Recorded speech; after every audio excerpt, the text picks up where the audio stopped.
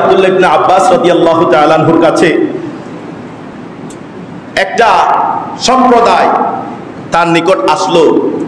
আসার পরে বলছে, সেই যুগের একটা বড় সম্পদশালী প্রভাবশালী একজন ব্যক্তি ইন্তেকাল করেছে। কি করেছে? জোরে বলেন না, কি করেছে? ইন্তেকাল করেছে, মারা গিয়েছে। মরে যাওয়ার পরে ইমাম সাহেব দিয়ে তাকে জানাজার নামাজ পড়ানোর পর তার কবর খনন করা হবে না? অবশ্যই কবর খনন করা হবে।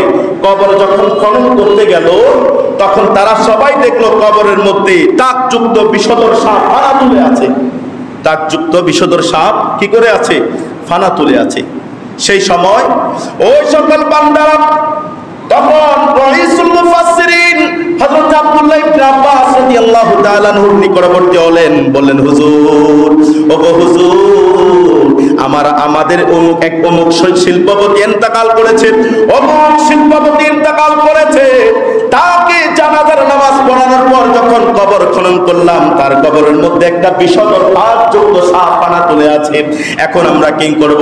হযরত আব্দুল্লাহ ইবনে আব্বাস রাইসুল মুফাসসিরিন তিনি বললেন, হুজুর, ওগো আমার যুবক ভাইরা, বন্ধুরা, শোনো, এখন ওই বান্দার জন্য অন্য একটা কবর খনন করো। অন্য একটা কবর খনন করার পরে সেই কবরের মধ্যে প্রথম কবরের মধ্যে যেই বিষধর সাপ ফানা তুলে আছে, সেই কবরটা খনন করার সাথে সাথে দেখলো সেম টু সেম ওই বিষধর সাপ ফানা তুলে আছে। এরপর আবার আব্দুল্লাহ ইবনে আব্বাসের নিকট গেলেন, যাওয়ার পরে বললেন, হুজুর, প্রথম কবর খনন করেছি, সেখানেও দেখেছি কি একটা বিষধর সাপ ফানা তুলে আছে। দ্বিতীয় কবর খনন করেছি, সেখানেও একটা বিষধর সাপ ফানা তুলে আছে। এখন আমরা কি করব? হযরত আব্দুল্লাহ ইবনে আব্বাস ওই যে মাইয়ার ইন্তেকাল করেছে, যে শিল্পপতি ইন্তেকাল করেছে, তার পরিবর্গজনকে ডাকলেন। ডাকার পরে বললেন, এই পরিবার, শোনো, তোমার যে মানুষটা ইন্তেকাল করেছে, মরহুম হয়েছে, ওই মানুষটা সম্পর্কে আমি আব্দুল্লাহ ইবনে আব্বাসকে একটু অবহিত করো, আমাকে একটু জানিয়ে দাও মানুষটা কেমন ছিল। তখন তারা বলল, মানুষটা নামাজি ছিল, ভালো মানুষ ছিলেন, নামাজ 5 ওয়াক্ত নামাজ বা জামাতে পড়তো। হুজুর, তার ভিতরে একটা সমস্যা ছিল। কি সমস্যা? সে কোনোদিন তার সম্পদের হক, তার সম্পদ থেকে নেশাব পরিমাণ সম্পদ তার হয়েছে, তার উপর যাকাত খরচ হয়েছে, সে গরিবের হক গরিবকে বুঝিয়ে দেয় নাই। নাউজুবিল্লাহ বলেন। গরিবের হক গরিবকে বুঝিয়ে দেয় নাই। সেই সময় আব্দুল্লাহ ইবনে আব্বাস রাদিয়াল্লাহু তাআলা আনহু আর দেরি করলেন না।